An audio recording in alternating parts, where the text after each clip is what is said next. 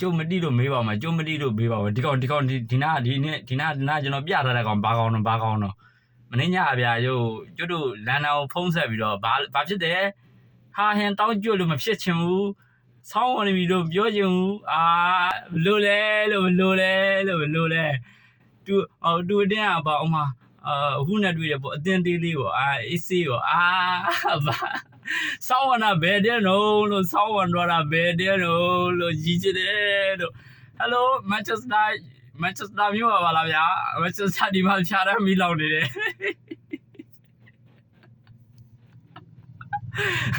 မန်ချက်စတာမြို့မှာဖြာရမီလောင်နေလို့မင်းလာညစ်တက်ပေးပါဦးခင်ဗျာ